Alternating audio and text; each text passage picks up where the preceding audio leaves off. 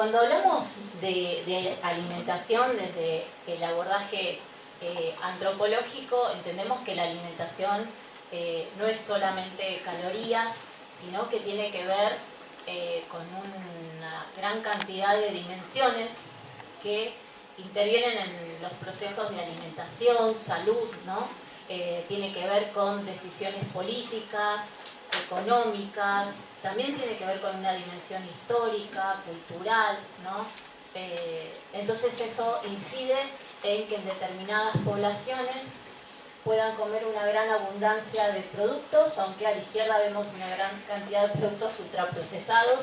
Es una familia por ahí bastante característica de Estados Unidos, y a la derecha una familia con ausencia del varón, porque tal vez tuvo que irse a hacer la guerra en un campo de refugiados, ¿no? Con una mínima cantidad de alimentos, donde el agua parece ser un alimento preciado. Entonces todos estos condicionamientos inciden en las posibilidades alimentarias, ¿sí? Cuando hablamos de alimentación, entonces estamos pensando en los entornos que inciden, que en los barrios, por ejemplo, haya agua, haya servicios públicos, que en los hogares se tenga acceso al agua, al equipo, a todos los utensilios disponibles, ¿no? Etcétera. Entonces eso incide claramente en todos los procesos alimentarios, y desde ese enfoque es que entendemos la alimentación. Y también otro enfoque muy importante, acá por suerte lo podemos ver en todos estos afiches, ¿no? Que decoran la sala. La perspectiva de género es fundamental, ¿no? Desde el 2015 que se pone en escena en el plano político toda la lucha feminista. Entonces entendemos que hablar de alimentación también tiene que ver con visibilizar esas tareas reproductivas que han quedado en las esferas más que nada en los espacios domésticos, ¿no? Ese trabajo invisibilizado, no pago, hecho gratuito, ¿no? Y que tenemos que conectar fuertemente con los procesos alimentarios. Y hay muchos índices, ¿no? De que las mayores productoras de alimentos son las mujeres, pero con los peores sueldos, una gran desigualdad que incide, ¿no? Y es justamente algo de lo cual el modelo agroalimentario global se sirve, ¿no? Y esto tiene que ver también con procesos que ahora voy a ir también comentando, que tiene que ver con los orígenes del capitalismo. Porque si algo también tratamos de entender acá, de ver qué está pasando con la alimentación en la actualidad, es la pregunta del por qué está pasando esto, ¿no? Entonces tratar de repasar algunos hilos que nos permiten ver qué es lo que está pasando en la actualidad. Entonces, otro enfoque muy importante es, ya dijimos, esta mirada holista, integrar la perspectiva de género y también integrar la perspectiva evolutiva, ¿no? Desde la mirada antropológica entendemos que a lo largo de 4 millones de años todo el proceso de hominización incidió muchísimo en nuestro equipaje genómico, digamos, de la actualidad, e incide en que nosotros necesitamos sí o sí una gran diversidad de alimentos para llevar adelante todos los procesos biológicos y fisiológicos de nuestro cuerpo, ¿no? Y a diferencia de otros seres de la naturaleza, los osos koala, por ejemplo, que pueden comer un solo alimento y llevar adelante todas sus funciones biológicas, nosotros sí o sí necesitamos la diversidad, porque somos omnívoros, y esta es una característica que se fue conformando a lo largo de todo el proceso evolutivo. Entonces esto es importante porque también nos da claves para entender qué nos está pasando, ¿no? ¿Qué pasó a lo largo de estos últimos 200 años, que es como un suspiro en la historia de la humanidad, pero que sin embargo se da todo patas para arriba y nos encontramos con una gran cantidad de enfermedades no transmisibles que acá seguramente todos ya conocen y hemos escuchado hablar, y de lo cual obviamente se va a profundizar en otras de las clases. Y también, a lo largo del proceso evolutivo, y esto es algo de lo que Miriam siempre habla y hace hincapié, ¿no? ¿Cómo incidió el manejo del fuego, que aparece aproximadamente en los registros arqueológicos hace 2 millones de años, poco más, poco menos, pero que fue trascendental, porque poder cocinar los alimentos hace que podamos aumentar la variabilidad, porque hay alimentos que no se pueden consumir crudos, ¿no? Entonces esto fue central, y porque como a través de esta actividad que requiere de mucha inteligencia, requiere comunicación, planificar tareas, y acá hay biólogos, ¿no? Que Cordón, la hipótesis de Cordón, que él dice que gracias a la cocina surge la cultura, ¿sí? Entonces fíjense... Cocinar hizo al hombre. Cocinar hizo al hombre. Así lo dice él, sí. Entonces, los procesos alimentarios, hay también quien lo dice, porque esto lo venimos escuchando desde hace 10 años y es una de las cosas que ella repite y nos parece una hipótesis muy interesante y pone en un lugar muy importante los procesos alimentarios.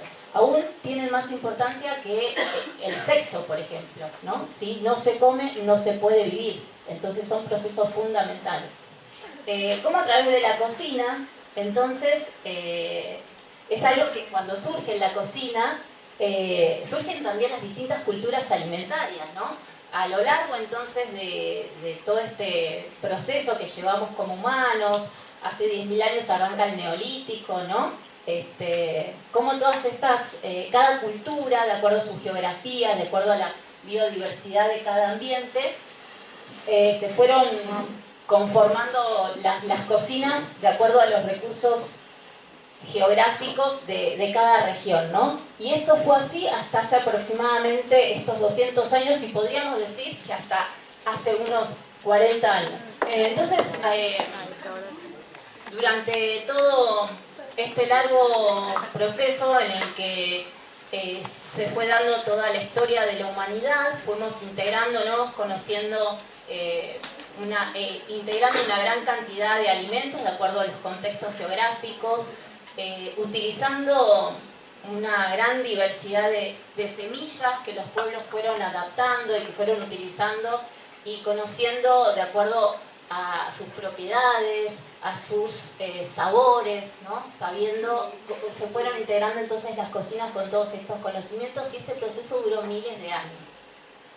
Y esto es importante porque llegamos entonces a la actualidad y bien podríamos preguntarnos entonces qué nos pasó, ¿no? Esto es una escena que seguramente todas y todos acá podemos reconocer, entonces este es uno de nuestros ancestros, ¿no? Que se pregunta qué está pasando, que entonces vivimos en medio de estos entornos en donde tenemos a disposición una gran cantidad de ultraprocesados, de comidas, servicios, a veces relativamente económicas, llenas de sal, de azúcar, de grasa, de transgénicos, y que están generando grandes problemas de salud, ¿no?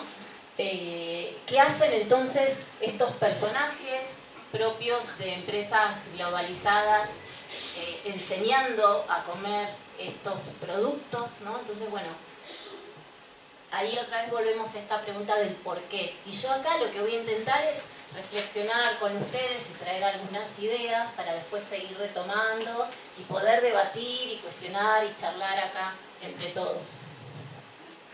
Bueno, esta también, ¿no? ¿Qué pasa? Que esta barcaza de Nestlé está navegando por los igarapés del Amazonas en el medio de poblaciones originarias que no necesitan ninguno de estos productos, pero ahí están. Entonces una de las claves es, bueno, entender que esto arranca, como les decía, hace aproximadamente 200 años y que tiene que ver con un proceso clave, que es claramente el inicio del capitalismo, ¿no? Pero que tiene que ver también con la colonización de América, con la conquista, con el desmantelamiento asociado a esto de un montón de saberes, con el patriarcado, obviamente, porque esto va todo de la mano.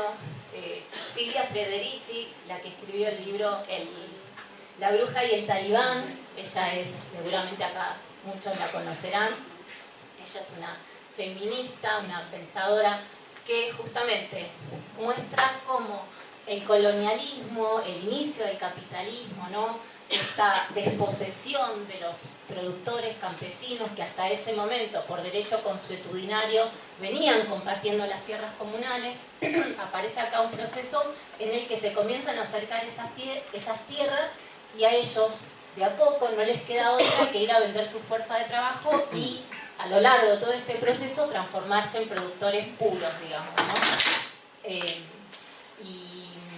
Y ella lo que dice es que esto tampoco se podría haber llevado adelante sin también esta división, ¿no?, entre la producción, reproducción, la división entre esta esfera productiva de la vida, que tiene que ver con el trabajo que hacen más que nada los varones, el trabajo que se paga, el trabajo que genera capital, digamos, de la reproducción de la vida, que es el trabajo invisible de reproducción de la vida, lavar la ropa, cocinar, cuidar a los hijos, etcétera, etcétera, que quedó justamente replegado en las esferas domésticas y en manos más que nada de las mujeres. Entonces van de la mano estos procesos. Por eso nuestras compañeras, Elina, que está acá, ella al final en una de las últimas clases va a traer la cuestión de género para trabajarla y discutirla mejor a fondo. Yo solamente la estoy abriendo acá, como para tratar de hilar estas cuestiones que son fundamentales también en visibilizar, ¿no? Y porque justamente durante todo este periodo, si bien obviamente las desigualdades de género existen desde hace miles de años, no es que es nuevo, recién aparece hace 200 años, sin embargo, estas esferas de producción y reproducción de la vida no estaban tan separadas, estaban más vinculadas entre sí. Y de hecho la Casa de Bruja, ella dice, Federici, que fue el primer feminicidio institucional llevado adelante por parte del Estado, que tuvo como objetivo disciplinar a las mujeres para todas estas tareas implícitas en la vida, del disciplinamiento que exige la vida en la esfera del capitalismo. Entonces, de esto obviamente hay muchísimo escrito, pero solamente como traer acá estas puntitas como para empezar a pensar. Y que nos han ido llevando a lo que hoy ya también está muy estudiado y muy dicho, y es que en este momento estamos atravesados por una crisis civilizatoria y que decimos que este sistema alimentario se hace insostenible social y ambientalmente. Y prueba de ello es que estamos atravesados por la crisis energética, climática, económica, sanitaria, ¿no? Tuvimos hace apenas el año pasado, estuvimos todavía en el proceso de COVID, ¿no? De violencia y de también falta de democracia, ¿no? Incluso fortalecimiento de esta democracia de baja intensidad, de la cual también muchos hablan, y de aumento de estas perspectivas o estas propuestas de algún modo fascistoides, ¿no?, que tenemos también en la actualidad. Entonces todo esto nos hace ver que este sistema, este modelo está en crisis. Y algunos de estos aspectos y que tienen que ver con lo que nosotros trabajamos acá, que es básicamente la cuestión alimentaria, sabemos que en nuestro país entonces el problema de la malnutrición es muy importante, porque 7 de cada 10 habitantes en Argentina tienen sobrepeso. Y acá, corriéndonos de esas miradas estigmatizantes de los cuerpos, ¿no? Nosotros entendemos que acá el problema está vinculado con el sistema alimentario, ¿no? Y asociado a las enfermedades no transmisibles, ¿no? El 80% de las muertes se deben a las enfermedades no transmisibles. Entonces, este es un problema sanitario importante, muy preocupante, y que se asocia también entonces con la concentración cada vez más profunda de este sistema alimentario de la actualidad, ¿no? Entonces hay unas imágenes, por ejemplo, estas son todas sacadas del Atlas de los Sistemas Alimentarios que se publicó el año pasado y que hace poquito se presentó acá en la Huerta del Beni. Lo hizo la Rosa Luxemburgo. Marcos es uno de los organizadores de este documento tan importante y valioso, porque lo que hace es como desmontar. Entonces nos permite visibilizar a través de estas infografías cómo el aumento de las canastas alimentarias, de los alimentos, la inflación, el costo de los alimentos va por arriba de la inflación. Argentina tenemos la triste noticia de ser los que estamos en primer lugar en este sentido, pero también tiene que ver con una concentración en todas las áreas que tienen que ver con el sistema alimentario, en toda la cadena productiva, ¿no? Porque vemos que la venta, quienes concentran el mercado de semillas, que son Syngenta, Bayer, Bayer, ChemChina y bueno, y otro chiquitito que está por ahí que nunca me acuerdo. Estas cuatro estas cuatro empresas y alianzas entre sí son las que concentran el negocio internacional de las semillas. Y esto se dio también en estos últimos 2 años posiblemente. Tenemos también que muchas de estas empresas son las que concentran la venta, la fabricación y la venta de los agrotóxicos, ¿no? Y tenemos también que lamentablemente en los países del Cono Sur, Argentina, Brasil, sus habitantes, bueno, son justamente los países en donde más ha aumentado también la utilización de estos agrotóxicos. Se dice que en Argentina cada uno de nosotros porta una mochila de aproximadamente 12 kilos de agrotóxicos. Hace poquito, hasta no hace mucho, decíamos 8. Y también acá en la izquierda abajo vemos también cómo se ha concentrado el sector del supermercadismo, ¿no? Hay un par de empresas emblemáticas para todos en donde ellos obviamente al concentrar en sus manos la distribución de los alimentos también tienen obviamente las herramientas para digitar los precios de los alimentos. Esto Miriam seguro lo va a desarrollar muchísimo porque es algo sobre lo cual también hay mucha evidencia. Y tenemos también que tenemos otro grave problema que tiene que ver con el uso de la tierra, ¿no? Entonces tenemos que el sector del agronegocio en Argentina actualmente, de acuerdo a los últimos censos que se vienen haciendo, los censos agropecuarios, que el 1%, que es este modelo, ocupa el 36% de la tierra, ¿no? Y el sector, digamos, de los productores campesinos ocupa nada más que un 2% de la tierra, ¿no? Entonces acá vemos cómo esta inequidad se da en todos los eslabones de la cadena alimentaria. Obviamente, en la clase sobre el sistema, sobre producción, todo esto se va a ampliar muchísimo más, ¿no? Y empezar a ver entonces cuestiones que tienen que ver con esto hilvanado, pero que cuando las vemos todas juntas son muy alarmantes, ¿no? Y que tenemos que en América, en los países del Cono Sur, entonces tenemos una reprimarización de las economías destinadas a la producción de commodities, ¿no? De semillas, excepto Chile, que está centrado más que nada en la minería.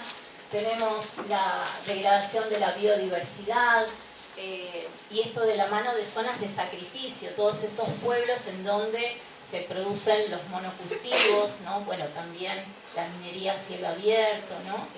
Estas zonas vienen aumentando de la mano con la degradación de las selvas, los humedales, la contaminación, el confinamiento de animales, ¿no? Que esto es algo que la producción bajo feedlot, ¿no? Que se viene incrementando también, la concentración del uso intensivo de la tierra y los agrotóxicos, como decía recién, la contaminación que viene de la mano con esto, que está también demostrado como el agua, ¿no? Que transcurre, o sea, el agua de nuestros ríos más importantes, ahí estos están contaminados, muchos de ellos con glifosato, y hay pruebas de ello, pero también la lluvia, ¿no? El agua subterránea. Es un modelo en donde también, debido obviamente a que está basado en la utilización de todos del transporte, de la utilización de todos estos, la fabricación de agrotóxicos, todos tienen que ver, y el confinamiento de animales tiene que ver también con el aumento de los gases de efecto invernadero, la deforestación. Obviamente todo esto incide, y acá nadie nos lo tiene que explicar, incide en la crisis climática, en estas alternancias de sequías, de lluvias intensas, de incendios, ¿no? La expulsión del campo, gente que cada vez más deja el campo por las malas, en general, o porque no les queda otra opción, a engrosar las villas miserias. Esto es algo que también quienes vivimos en las ciudades lo tenemos muy presente. Entonces, todo esto tiene que ver con esta insostenibilidad que decía en un principio de este sistema, de este modelo, ¿no? Esta insostenibilidad ambiental y social también. ¿Y de dónde viene esto? Bueno, viene también, obviamente, de lo que decía a nivel más general, ¿no? Tiene su génesis en este modelo capitalista, pero tiene que ver también con algunos hitos que se fueron dando, donde la revolución verde es crucial después de la Segunda Guerra Mundial, ¿no? Con todo lo que viene haciendo, se viene haciendo desde la esfera gubernamental de Estados Unidos para incrementar la productividad de las semillas, con las promesas incumplidas de que si se adoptaba este modelo agroindustrial de alta productividad y tecnología se iba a erradicar el hambre, ¿no? Pero bueno, ahí se ríe el compañero, claramente esto no fue así y hoy tenemos tal vez hasta la cuarta, quinta edición de este patrón de la revolución verde, pero que hoy ya es con semillas transgénicas y con vínculos con segmentos de industrias vinculadas a la biotecnología, al capitalismo digital, etc. Hoy se habla de agricultura 4D. Y también hay muchos estudios. Esto que ven acá es del grupo ETC, es un grupo de investigadores chiquito pero muy potente, que hizo un estudio y mostró que la red campesina de producción de alimentos, los pequeños agricultores, de la agricultura familiar, inmigrantes, pastores, etcétera, producen un equivalente al 70% de los alimentos, pero que solamente utilizan el 25% de los recursos alimentarios, es decir, el agua, la tierra, y por el contrario, la cadena agroindustrial de producción de alimentos solamente alimenta un equivalente al 30% de la producción de la población y utiliza una gran cantidad de recursos, ¿no? Cada vez además más concentrados, un 75% de recursos agrícolas del mundo, y además es una de las fuentes principales de gases de efecto invernadero, como decía en un principio. Y bueno, acá aparece un libro muy interesante de un antropólogo que es Eric Holt Jiménez, que dice: el capitalismo también entra por la boca, porque dice que sí es importante hablar de esto. A veces en las carreras, yo soy docente, o en los congresos, ¿no? Cuando son así muy académicos, se suele invisibilizar esto, o se da por sentado. La cuestión es que es muy importante desmantelar esto, ¿no? Porque es un poco la génesis de todo este proceso, que si lo pensamos a lo largo de todo este proceso que llevamos como humanos, como les decía, es muy cortito en el tiempo, es un segundo en el tiempo. Entonces, él dice que necesitamos desnudar perdón, no lo dice él, sino lo dice en su prólogo Marion Nestle, que ella es una muy conocida referente de la salud pública en Estados Unidos, y dice, bueno, necesitamos desnudar el capitalismo, entender los problemas que causa y afrontarlos de manera prioritaria y directa. Y dice que sigue funcionando porque concentra el poder en las manos de una minoría privilegiada y traspasa desproporcionadamente las externalidades sociales y ambientales a los grupos racialmente estigmatizados. Entonces, ¿qué nos quiere decir con esto? Bueno, que además de hablar de capitalismo, también de hablar de género, también tenemos que hablar de racismo, porque justamente estos sectores, ¿no?, que sufren más estas externalidades, como le dicen, no son los sectores más ricos, son los sectores más empobrecidos, que coinciden con ser los pueblos originarios, migrantes, refugiados, ¿no? Los integrantes del sur global de algún modo. Y si hablamos entonces, ¿qué pasa a nivel así alimentario? Bueno, vemos cómo todos estos procesos en el sector que tiene que ver con la producción y distribución ya de alimentos, y como un espejo, ¿no?, del modelo del agronegocio, aparecen las dietas corporativas, ¿no? Es el incremento de los productos ultraprocesados, porque si hablamos de producción también, básicamente la producción bajo monocultivos es de soja, de trigo, de maíz, que son los productos básicos para la elaboración de los productos ultraprocesados, ¿no?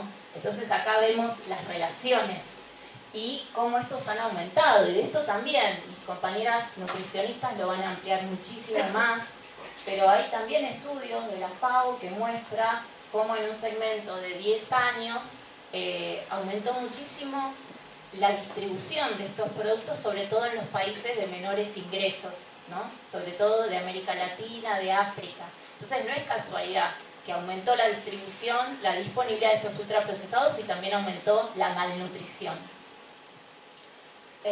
Y tienen muchas estrategias, entre ellas apropiarse de productos naturales, haciéndolos pasar como alimentos entrañables, elaborados por las abuelas, por nuestras familias, y acá ejemplos, ¿no?, de estas sopitas, ¿no?, que aparecen, o de carne, ¿no?, asociados con lo jugoso, con el calor del hogar, de las abuelas, pero si leemos, lo que tienen son puros ultraprocesados llenos de espesantes, colorantes y quién sabe qué más, porque no sabemos cómo han sido producidos.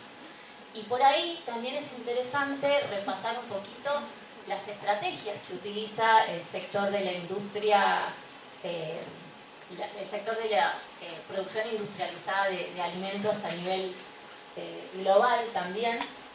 Entonces,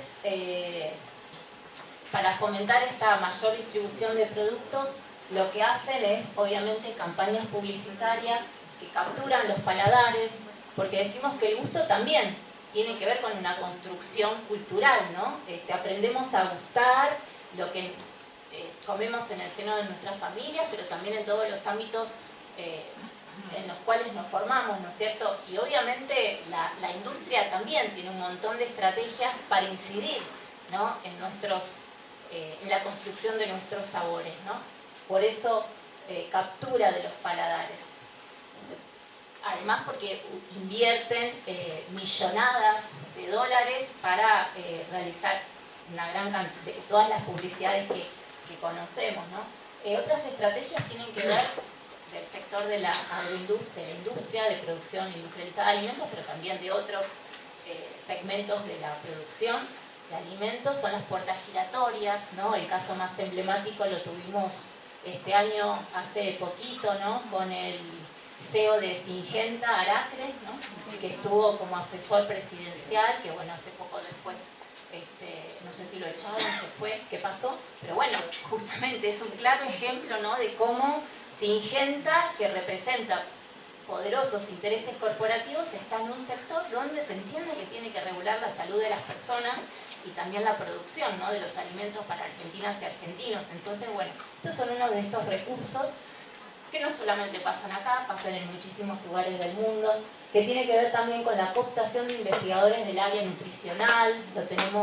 Lo hemos visto muy claramente en toda la impresionante batalla campal que fue la ley de etiquetado frontal, ¿no?, que todavía sigue siendo una disputa. Alianzas entre legisladores y profesionales sanitarios, eso también lo hemos visto. Lobbies de instancias reguladoras del gobierno, ¿no? Esto tampoco solo pasa acá. Marion Nestle cuenta que cuando se elaboraron las guías alimentarias de Estados Unidos, ahí metió la cuchara todo el sector del lobby corporativo de la industria alimentaria, ¿no? Entonces, bueno, son cosas que pasan en muchos... La base de las harinas. Entonces, se elaboró una guía con base en las harinas, que es la industria más importante y más desarrollada, y dio lugar al responsable de la obesidad en Estados Unidos. Exactamente, porque... la base de la pirámide. Claro, la base de la pirámide compuesta por cereales, ¿no? Esa clásica, bueno. Después también el énfasis en la responsabilidad individual, ¿no? Esta cuestión de que las decisiones las tenemos que tomar en marcos libres, supuestamente, aunque estemos atravesados por estos entornos llenos de todos estos productos ultraprocesados, ¿no? Y en donde además el acceso a los alimentos, las cuestiones económicas son fundamentales, entonces elecciones libres es muy difícil de tener, ¿no?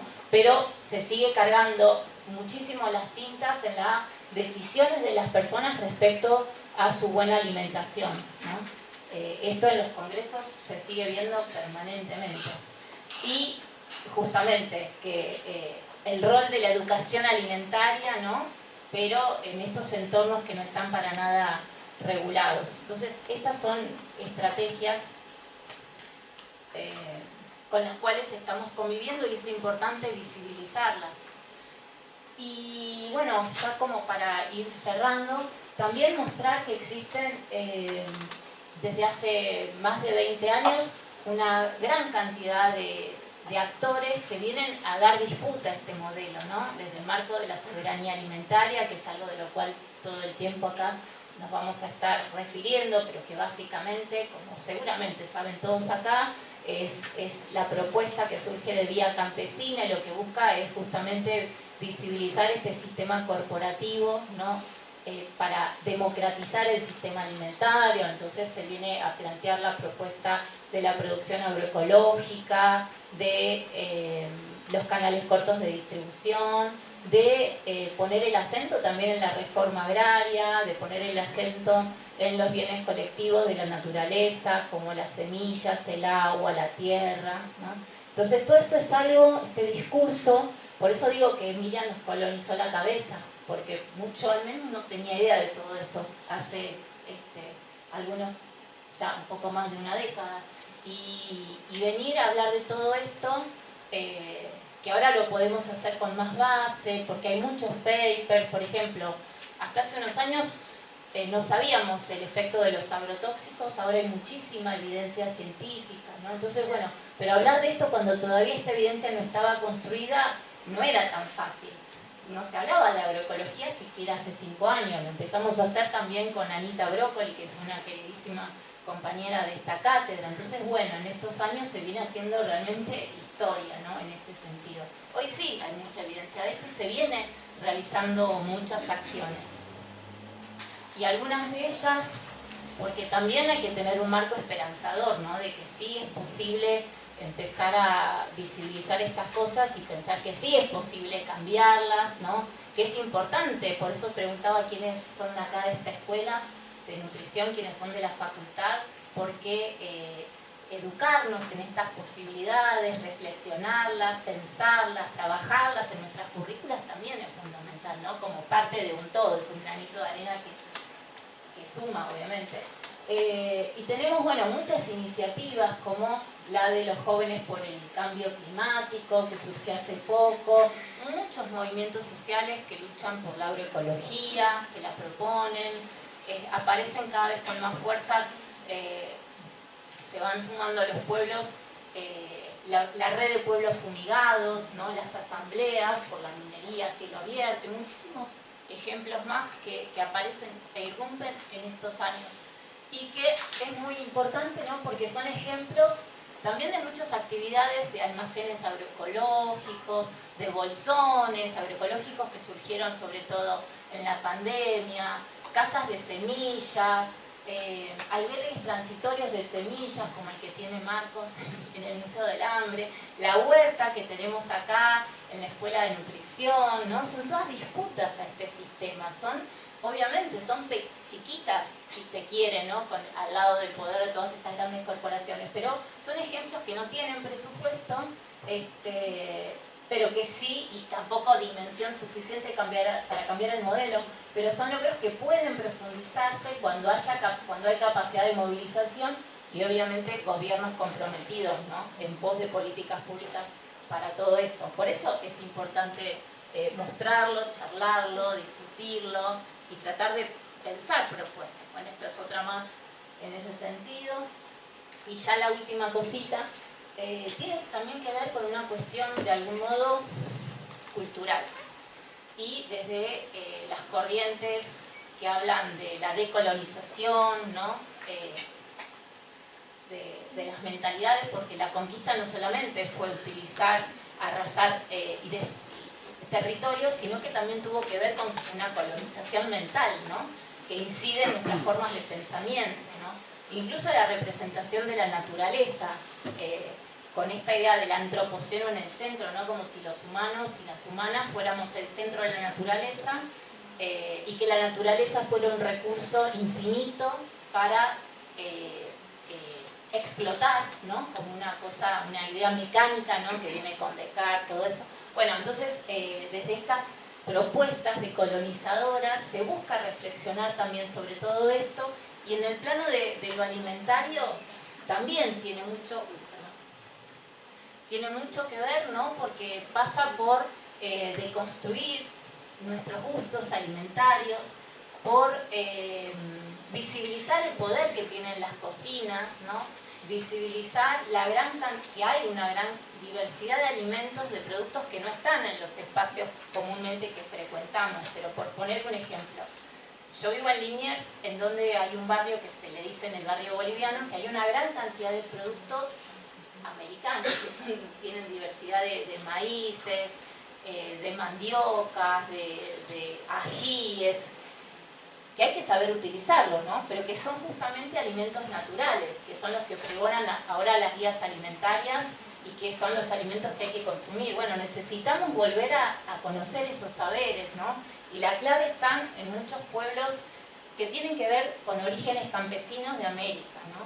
En mi caso, yo estoy trabajando con productoras y productores de UTT, de la Unión de Trabajadores de la Tierra, y ahí aparecen mujeres, porque son casi siempre las mujeres, ¿no? Hay varones también, pero bueno, por esta cuestión de género, que han traído sus semillas de los lugares en los que vivían y lograron domesticarlas a los suelos de acá, de Argentina, y siguen elaborando esas comidas, ¿no? En este caso es una sopa paraguaya con esos maíces que ellos mismos cultivaron, ¿no? Que tienen que ver, hay un proceso ahí de cocción con cenizas que le otorga más niacina, o sea, un montón de saberes nutricionales que en general eso no se está difundiendo, ni siquiera en las escuelas, en los espacios, en las carreras de nutrición, ¿no?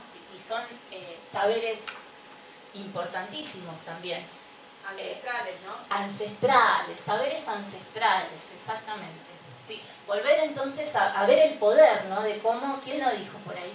Bien, claro, justamente, ver el poder de estos conocimientos, que no es que es una idea romántica, que son cosas atrasadas, que son cosas antiguas, no, irrumpió otro modelo que nos hizo creer que la verdad, que lo bueno, y por esta cuestión también glamorosa que tienen todas estas publicidades, ¿no? Que tienen algo ahí que ver con esta necesidad de pertenencia a determinada ciudadanía, ¿no?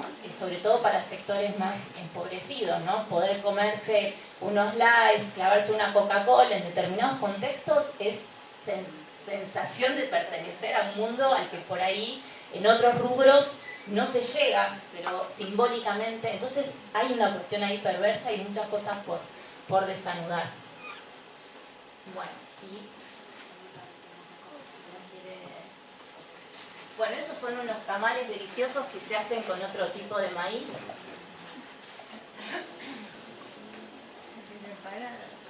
Tamales. Eso es el proceso que se sigue haciendo de cocinar con cenizas el maíz. Esto es acá en Buenos Aires. Mazamorra. Bueno, mazamorra es algo que tendríamos que volver a comer. Es también, Miriam, contalo vos. La mazamorra es el postre. Bueno, la canción lo dice. La canción lo dice cosas muy lindas. Pero yo tengo una anécdota personal. Cuando cumplí 80 años hice una fiesta y puse de postre dulces criollos y una olla con mazamorra. Y en la fiesta había colegas mías, nutricionistas, no conocían la mazamorra. Y es el maíz. Lo dice la canción, es muy linda la canción, y lo expresa perfectamente. Y esto se ve cómo se ha dejado toda una serie de preparaciones el locro. Yo quisiera saber cuánto hace que no come un locro alguna gente que está acá. Mucho, ¿no? Y además, ya lo que es más tradición, digamos, ha circulado más en los últimos años es la empanada. Yo soy cocinera criolla y me enojan mucho las recetas que salen. Y claro, le ponen ajo a la ensalada, a la empanada. La empanada no tiene ajo, tiene cebolla y carne. Además de huevo, además. Pero a todos le ponen ajo. Entonces, empanadas criollas, empanadas argentinas, no son ni argentinas ni criollas. Te hago una pregunta, las mía. empanadas, ¿Lleva pasa de uva o no? y después, bueno, pondremos el huevo, lo demás. Pero carne y cebolla. ¿Va con pasas de uva o no? Bueno, yo soy santiagueña de Claro, porque depende, la zona de Cuyo tiene más porque tiene fruta seca. Un poco los platos dependen, la cocina depende mucho de la disponibilidad. Entonces, si la zona de Cuyo tiene fruta seca, ahí va la pasa de uva. La zona del norte, en Jujuy, por ejemplo, le ponen arveja a la empanada, o papa, la salteña le ponen papa. Nosotros empanadas los santiagueños no le ponemos papa. Entonces, por eso digo, depende mucho de la disponibilidad de alimentos que haya alrededor. Eso quiere decir mucho. Las empanadas, en especial, tienen todas las variantes de las distintas regiones, que dependen de los alimentos que se priorizan o que abundan en cada zona. Esto de la arveja en el norte y la pasa de uva en el Cuyo es una realidad. Pero bueno, el no aprovechamiento a veces de las regiones. Mis colegas de Catamarca, en una visita que hice, les preocupaba mucho la merienda escolar. Quedamos. Y quedamos, ¿no? Y entonces terminan en el alfajor. Y resulta que la zona esa tiene nueces, tienen frutas secas, tienen higos, tienen un montón de productos que son los que no se les ocurrió que un puñado de nueces vale más que un alfajor. Tiene algarroba, pistol también. Por eso digo, son las cosas que hay que aprovechar de los entornos, esto que hablaba ella de los entornos saludables, y de la disponibilidad y la producción que hay en cada lugar, ¿no? Esto de los alfajores, somos el segundo consumidor de galletitas, mientras los alfajores, del mundo, después de Bélgica, del mundo. ¿Y eso dónde aprendimos? En las escuelas nos dan el alfajor, la galletita.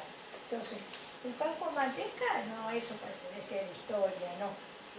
Ahí está la manipulación del gusto, como señalaba Gloria, que por ejemplo, acá en las escuelas de Buenos Aires reemplazaron en una oportunidad el postre del almuerzo escolar, que era gelatina, por fruta.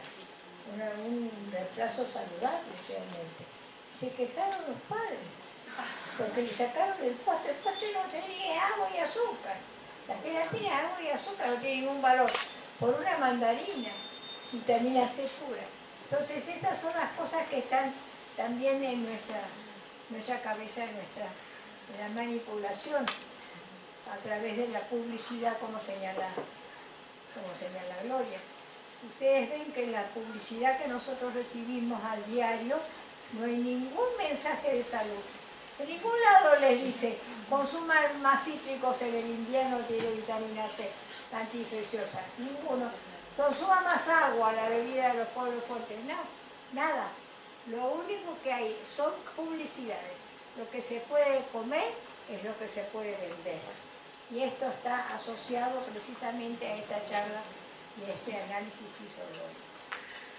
Bueno, después de esto, creo que ya está todo dicho. Solamente quería mostrar acá otra comida, no sé Miriam si vos la probaste, pero esto es lo que se hace con la mandioca, que es el vellú. ¿Alguien comió acá vellú? Es riquísimo y es un alimento totalmente natural. No, no lo conozco. Se hace con la mandioca, con la harina de mandioca. Y ahí, Almidón de maíz. almidón de maíz. Claro.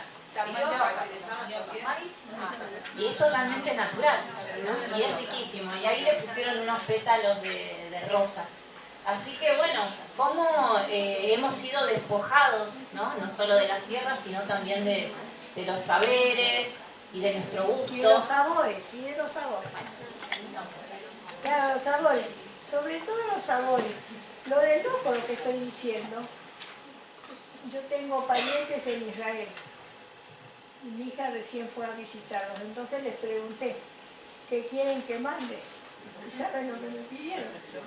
Maíz blanco, chorizo colorado. Claro, para hacer el locro. Entonces yo le contesto, mirá que el locro también se hace de trigo burgol, que allá tienen y abunda. No, de maíz blanco. Es decir, esta cosa bien clarita, ¿no? Esto que yo digo, cómo lo hemos perdido.